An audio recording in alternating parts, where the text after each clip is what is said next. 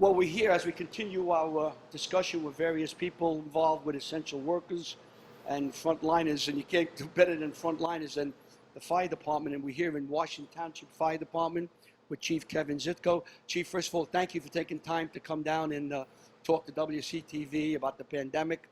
And we're going to get into a little bit about the storm we had on Thursday. But the pandemic, how did the pandemic affect the firehouse and your operation once you got into March, the middle of March, March 15th and onward?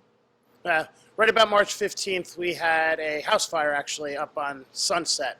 That was pretty much our last normal call. Within a day or two of that was when all the shutdowns were kind of announced. And we sat down as a group of officers on the fire department, decided what actions we were going to take to protect our members as well as the families and houses of the people who we were responding to. So we shut down the firehouse for all but essential functions in terms of responding to calls. Officers maintained the trucks instead of the usual fire department as a whole. On Monday nights, it was just the officers. We cut down the number of people that were responding on the initial apparatus that went out to bare minimum until we could determine what the need was at that particular call. Sometimes we did not even roll an actual fire truck if it was something that the first arriving officer could handle. We had the crews here ready to go if needed, but was set up to limit exposure to our members and exposure to anybody in the residences. How about you're dealing with the public when you have to go to a call? How do you deal with saying, I had a fire or I had a problem in the house? I know you get a lot of calls with CO, carbon monoxide poison. How do you deal with the public when you show up in your engines and you got a family of 5 or 6 people? How do you deal with them? Luckily, from the initial onset, the fire department was at an advantage in that respect because we always have had the Scott masks and the air packs. So if there was any suspected case in a house we were responding to, our members would utilize their air packs. We also did issue N95 and respirator masks to everybody on the department as well, so that we could protect ourselves and, again, protect the residents or homeowners. And we utilized them as needed depending on the proximity that we were dealing with. From, let's say, April 1st until today, we're doing a show here in early August. Did you have to respond to a involved, I called it an involved fire, where it took some time and you might have needed help? We had a couple car fires. I think Good Friday was one of them on the Garden State Parkway. We actually called Woodcliff Lake as mutual aid because, as many of you may know, there are no fire hydrants on the parkway, and there was an area of brush involved as well. So we called Woodcliff Lake as a mutual aid for an engine. We had them out on Carriage Court at a hydrant that we could have stretched a line across that little brook there should we have needed more water. Other than that, most of what we had were, your routine fire alarm, smoke alarm, carbon monoxide alarm. We didn't really have anything else of major importance at that point. So going forward now into late summer, early fall, the process you have in place, which was different from what you had prior to March 15th, you feel comfortable that the process you have is a good one? Without a doubt. Again, we always have the air masks to fall back on that we bring with us on every single call. So again, like I said before, in that respect, the fire department is a little bit at an advantage. We didn't have to forecast what we were going to need. We were able to react to what we need and utilize that as a backup for any time we needed it. Well, I couldn't let you go without asking. I know this is about the pandemic and how different organizations and businesses had to adapt and change, but I couldn't let you go without talking about the horrific storm we had. The mayor was on last night on WCTV with the police chief and the head of the DPW, and they said this was the worst storm we had in years. It was worse than Sandy. I heard the alarm go off sometime in the early afternoon. How many calls did you have Tuesday through, let's say, yesterday, approximately? I don't want to nail you down, but approximately calls you had. Our first call was about noon, right at the beginning of the storm. I had just left work to come home knowing that the storm was about to kind of get going at that point. That was our first call.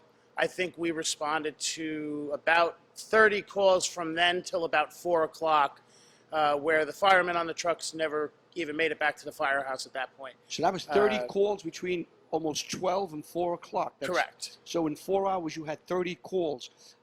What were the main calls that you got? The majority were power lines down, arcing in the street. Van Embergav was the first call. That was a tree down near IHA. The wires were actually burning in the street. We had a couple other damage calls from trees on houses. Several houses were very badly damaged, several of them inhabitable at this point, where we had to cordon off the area, protect the public from getting too close to them should anything have happened. One of the houses still is on the verge of potentially collapsing. So that was probably the worst hit house in the town, and there were, like I said, there were several others. Since then, we're probably now have hit about 50 to 60 storm-related calls, the majority of which at this point are CO alarm, carbon monoxide alarm. A lot of them, and a word to the public on that, a lot of them are from improperly placed generators too close to the house or with the exhaust aimed at the house.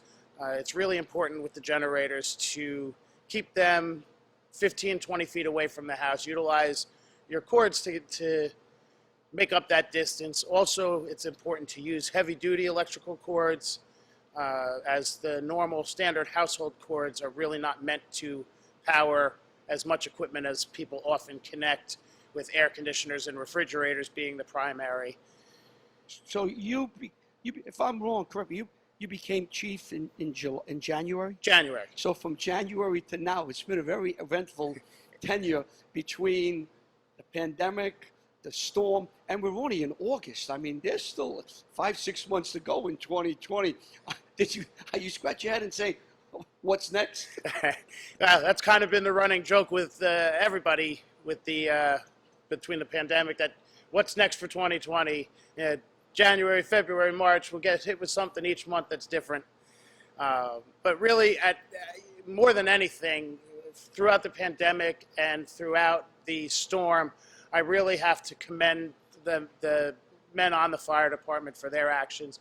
And with the storm, most of them got to the firehouse and started taking calls before they had even had a chance to check on their own houses and make sure they were in good shape.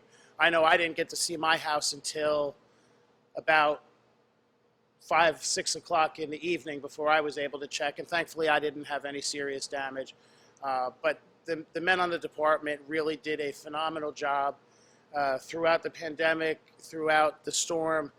As they always do, they put the community above themselves, and they need to be thanked and thanked and thanked again, because I couldn't have done this without them, and the town would have been a lot worse off without the fire department. So, Well, I want to thank you for coming down and talking to us, and want to thank you and the fire department for always being there. That alarm goes off 1 o'clock in the afternoon or 1 o'clock in the morning, we know you will be there to help us whatever our needs are. And when that alarm went off, I said to my wife, oh, the alarms are going off. That one time I said, things must be getting tough. But you always realize that you're there. There's some comfort knowing that we're not alone. There's somebody there coming who will help us. So I want to thank you. Thank your wonderful group of men here. This is all volunteer. That do all this volunteer. Get up at 2 o'clock, 3 o'clock, 4 o'clock in the morning to answer a call. as everybody may know, the fire department is always looking for volunteers. In order to join, you can come here on any Monday night between 7:30 and 8:30, pick up an application. Anybody from the age of 16 and up can join. We do have a very active junior program as well for cadets. We have a program for high school age children or young men, and we also have programs that we can run for older, 21, 30, 35.